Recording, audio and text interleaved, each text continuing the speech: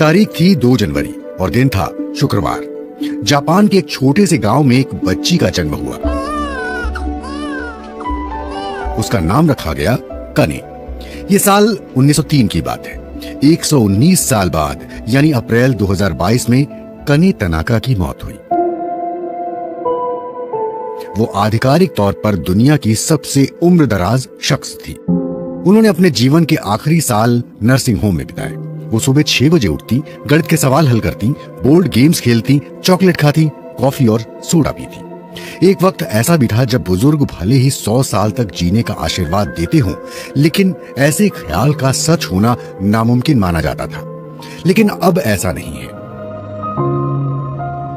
100 साल तक जीने का नुस्खा क्या है? जापान की आबादी तेजी से बूढ़ी हो रही है। जापान में अब महिलाओं की औसत आयु 88 और पुरुषों की औसत आयु 82 साल है। जापान की कुल आबादी के 29% लोगों की उम्र 65 या उससे कहीं ज्यादा है। औसत आयु के हिसाब से हांगकांग, सिंगापुर, स्विट्जरलैंड, इटली और स्पेन ही जापान के करीब आते हैं। जापान के स्वास्थ्य मंत्रालय के मुताबिक बीते साल देश के 86,510 नागरिकों की उम्र 100 साल या उससे ज्यादा थी। A combination of several factors contribute to the longevity in Japan. Japan में लोगों के लंबे जीवन के कई कारण हैं। उनमें से एक है यूनिवर्सल हेल्थ इंश्योरेंस सिस्टम। हमने 1960 के दशक में इसकी शुरुआत कर दी थी। यहाँ लोगों को आसानी से स्वास्थ्य सुविधाएं मिल जाती हैं। दूसरा कारण ये है कि जापान के लोग स्वास्थ्य को लेकर सतर्क रहते हैं और उनकी लाइफस्टाइल हेल्दी होती है। जापान के लोग खूब मेहनत करते हैं। वो कैंसर और दिल की बीमारी से बचने के लिए सावधानियां बरतते हैं। डॉक्टर हिरोको बताती हैं कि जापान के लोग खान पान पर ध्यान देते हैं, फैट का सेवन कम करते हैं, मछलियां, सब्जियां और ग्रीन टी का इस्तेमाल करते हैं। बुजुर्गों की संख्या बढ़ने के साथ ये समझ भी विकसित हुई कि उम्रदराज लोगों की जरूरतें भी अलग तरह की हैं। डॉक्टर हिरोको बताती हैं कि सरकार का प्रमुख रूप से ध्यान हेल्थ केयर सिस्टम और पेंशन सिस्टम पर है। हाउसिंग और ट्रांसपोर्ट सिस्टम पर भी ध्यान दिया गया है, लेकिन समाज के आधारभूत ढांचे को फिर से तैयार करने की जरूरत है।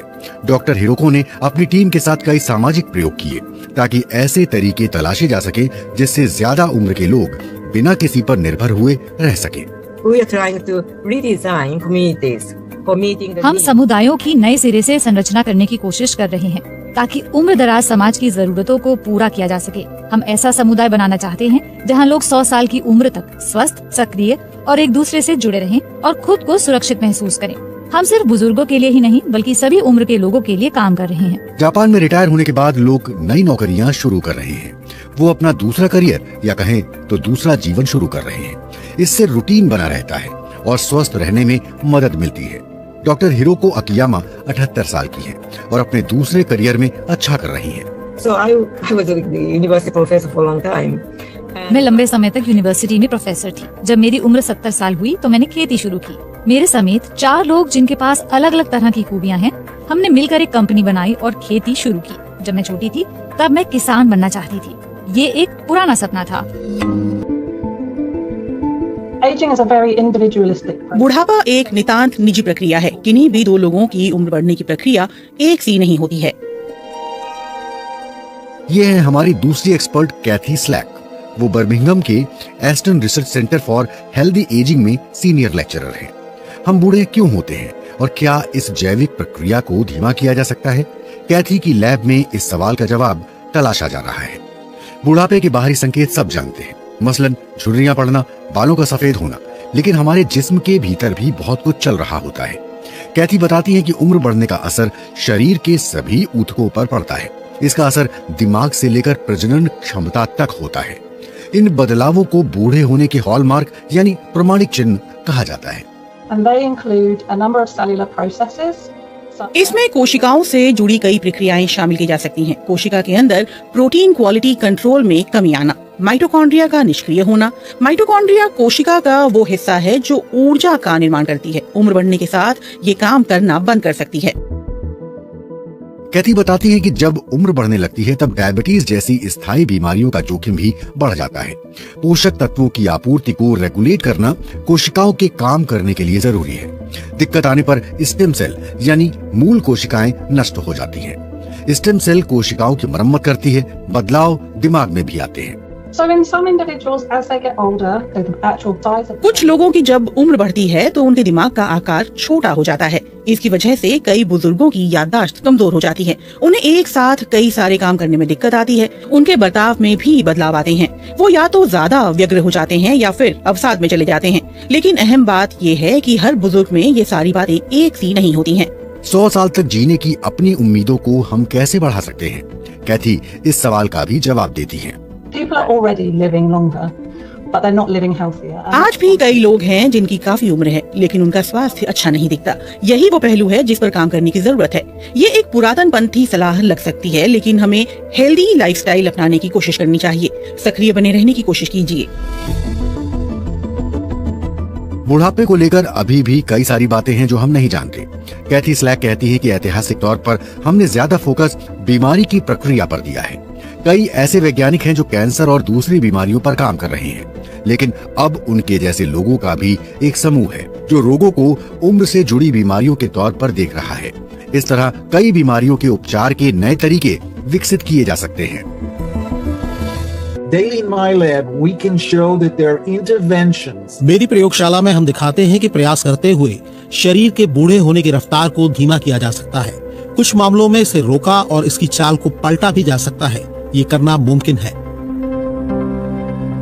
हमारे तीसरे एक्सपर्ट डॉक्टर नीर बारजिलाई न्यूयॉर्क सिटी स्थित Albert Einstein college of medicine के इंस्टीट्यूट फॉर एजिंग रिसर्च में डायरेक्टर हैं। डॉक्टर नीर बारजिलाई अपने रिसर्च के बारे में कहते हैं कि ज्यादा से ज्यादा लोग 100 साल या उससे लंबी जिंदगी जिए। इसके लिए वो तरीके तलाश रहे हैं और प्रयोग कर रहे हैं। 100 साल की उम्र पूरी कर चुके 750 लोगों और उनके परिवारों से भी वो मदद ले रहे हैं। वो ऐसे जीन्स की तलाश में है जिनके जरिए बुढ़ापे की रफ्तार को धीमा किया जा सकता है। उनकी टीम बुढ़ापे से जुड़ी 3 संभावनाओं पर काम कर रही है। इनमें से पहली का मकसद है प्रक्रिया को धीमा करना। इसे काल्पनिक चरित्र डोरियन ग्रे का नाम दिया गया है, जिन पर उम्र का असर नहीं होता, बल्कि ये असर उनकी छुपी हुई पेंटिंग पर दिखाई देता है। The second scenario is what we call the Wolverine or the... दूसरी स्थिति को हम फाउंटेन ऑफ यूथ कहते हैं। इसमें सभी लोगों को युवा बनाने की बात होती है। इसे संभव कर दिखाना सबसे मुश्किल है। तीसरी स्थिति सबसे ज्यादा रोमांचक है। इसे नाम दिया गया है पीटर पेन। इस काल्पनिक चरित्र की उम्र नहीं बढ़ती है। विचार यह है कि इसके लिए 20 या 30 साल की उम्र के लोगों को लिया जाए, उन्हें हर कुछ महीने पर या साल में एक बार उपचार दिया जाए और उन पर उम्र बढ़ने से होने वाले असर को रोका जाए या फिर उसकी रफ्तार बहुत धीमी कर दी जाए। बायोमार्कर्स ऐसे मॉलिक्यूल्स यानी अणु हैं जो अंदर की बीमारियों को लेकर संकेत देते हैं, जैसे कि कोलेस्ट्रॉल दिल की बीमारी को लेकर संकेत देता है। लेकिन बुढ़ापे की पहचान के लिए ऐसे मार्कर्स तलाशना आसान नहीं है। We need a bunch of biomarkers, but we're looking for biomarkers that... हमें बहुत सारे बायोमार्कर्स की जरूरत है। हमें ऐसे बायोमार्कर्स की तलाश है जो 2 जानकारी दे सके। पहली ये कि वास्तविक उम्र और बायोलॉजिकल यानी जैविक उम्र के बीच वो अंतर बता सके। आप जानते हैं कि कुछ लोग अपनी उम्र से कम तो कुछ ज्यादा नजर आते हैं। दूसरे नंबर पर हम ये चाहते हैं कि उम्र बढ़ने की रफ्तार कम करने के लिए हम जो दवा बना रहे हैं, जब उनका इस्तेमाल हो तब बायोमार्कर्स में बदलाव दिखाई दे। बुढ़ापे पर रोक लगाने के मकसद से तैयार की जा रही कुछ दवाओं को रेगुलेटर से मंजूरी मिल चुकी है और उन्हें तैयार भी किया जा रहा है।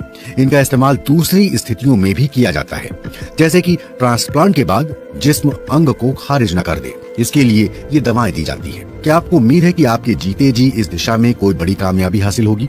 इस सवाल पर वो कहते हैं, Yeah, absolutely. Look, we're overestimating what we can do. हाँ, यकीनन हम 2 साल में क्या कर सकते हैं इसे लेकर हम बढ़ा चढ़ाकर अनुमान लगाते हैं, लेकिन हम 5 या 10 साल में क्या कर सकते हैं इसे लेकर कम अनुमान लगाते हैं। मुझे लगता है कि इस क्षेत्र में जबरदस्त लहर दिख रही है। नीर कहते हैं कि दुनिया भर के अमीर लोग भी इसमें निवेश कर रहे हैं और आगे इसकी रफ्तार बढ़ेगी। People who are more connected to others and have warmer... जो लोग दूसरों के साथ बेहतर तरीके से जुड़े होते हैं और गर्मजोशी भरे रिश्ते रखते हैं, वो बेहतर रिश्ते न रखने वाले लोगों की तुलना में लंबी जिंदगी जीते हैं और स्वस्थ रहते हैं। हमारे चौथे expert Robert Waldinger Harvard Medical School में मनोचिकित्सा के प्रोफेसर हैं। वो Harvard Study of Adult Development के डायरेक्टर हैं। We are in our 84th year. This is, as far as we know... ये हमारे अध्ययन का 84वां साल है। हमारी जानकारी के मुताबिक लोगों के एक ही समूह पर ये सबसे लंबा अध्ययन है। इसकी शुरुआत तब हुई थी जब वो किशोर थे। ये उनके बुजुर्ग होने तक जारी है। अब हमने उनके बच्चों पर अध्ययन शुरू कर दिया है। हमने ये जानने की कोशिश की कि इंसानी जीवन में क्या गलत हुआ और इससे सही ट्रैक पर चल रही जिंदगी को लेकर अध्ययन में भी मदद मिलेगी। इस अध्ययन की शुरुआत 1938 में हुई। रॉबर्ट बताते हैं कि शुरुआत में 724 प्रतिभागी थे। उनमें से ज्यादातर की मौत हो चुकी है, लेकिन 90 और 100 साल से ज्यादा उम्र के कुछ लोग जिंदा हैं। इस अध्ययन से कुछ ऐसी बातें सामने आई जिनसे हम परिचित हैं। ये हैं पौष्टिक आहार लेना और लाइफ स्टाइल से जुड़ी आदतें, जो लंबी उम्र जीने में मददगार हैं। रॉबर्ट के मुताबिक इस अध्ययन से पता चला कि दूसरे लोगों से ज्यादा रिश्ते रखने, अपने आसपास के लोगों से ज्यादा जुड़े रहने और गर्मजोशी दिखाने से लोगों को स्वस्थ रहने में मदद मिली। There's a lot of research now in this area. इसे लेकर अब बहुत शोध हो चुका है। इस मामले में सबसे अच्छी परिकल्पना का संबंध तनाव और तनाव पर काबू पाने को लेकर है। मान लीजिए अगर दिन में ऐसा कुछ हुआ जिसने आपको परेशान कर दिया या फिर आपके किसी से बहस हो गई, तो आप अपने शरीर में जकड़न सी महसूस करेंगे। आप घर आते हैं और अगर आपके पास ऐसा कोई भरोसेमंद व्यक्ति है जो आपकी बात सुने, तो आपको महसूस होगा कि आपकी थकान उतर गई है। हम ये मानते हैं कि जो लोग अकेले हैं उनका गुस्सा कभी पूरी तरह उतरता ही नहीं है। उनके शरीर में हमेशा एक हल्का सा तनाव होता है। लंबे जीवन के लिए रिश्ते जरूरी हैं, लेकिन कुछ लोगों को अकेलापन ही रास आता है। There are, and that's a really good point, that actually ये एक अहम पॉइंट है। हम में से कुछ लोग अंतर्मुखी होते हैं और ये कोई समस्या नहीं है। उन्हें सिर्फ 1 या 2 करीबी लोगों की जरूरत होती है। उनके लिए यही काफी होता है। स्वस्थ जीवन के लिए आपके कितने रिश्ते होने चाहिए, इस मामले में सब पर एक ही फॉर्मूला लागू नहीं होता है। इतना ही नहीं, पालतू जानवर भी हमें खुशी दे सकते हैं और हमारा तनाव कम कर सकते हैं। रॉबर्ट बताते हैं कि उन्होंने उन लोगों पर भी अध्ययन किया है जिनकी उम्र 70 या 80 साल से ज्यादा है और उन्होंने जीवन में पहली बार रिश्ते बनाने की कोशिश की है। कुछ लोगों को पहली बार प्यार हुआ है। ऐसे में कह सकते हैं कि कभी भी बहुत देर नहीं होती है। लौटते हैं उसी सवाल पर कि 100 साल तक जीने का नुस्खा क्या है। अगर आप एक से ज्यादा चीजें करते हैं तो इससे मदद मिल सकती है। खान पान को सही रखें, शारीरिक गतिविधियां बनाए रखें, कोई दोस्त या पालतू जानवर तलाशिए जिससे आप बात कर पाए। अगर आप किसी ऐसे देश में रहते हैं जहां बुजुर्गों की तादाद युवाओं से ज्यादा है, तो वहां शायद ऐसे बदलाव हो रहे हों जहां आपके जीवन की सांझ जोश भरी और आरामदेह हो। बुढ़ापा आने की रफ्तार धीमी करने या फिर पूरी प्रक्रिया को उल्टा करने का फॉर्मूला अभी उपलब्ध नहीं है, लेकिन वैज्ञानिक इस दिशा में काम कर रहे हैं। लेकिन जब तक ऐसा होता है, तब तक रॉबर्ट की ये सलाह आपके काम आ सकती है कि अपने शरीर का इस तरीके से ख्याल रखिए कि आपको 100 साल तक इसकी जरूरत पड़ सकती है।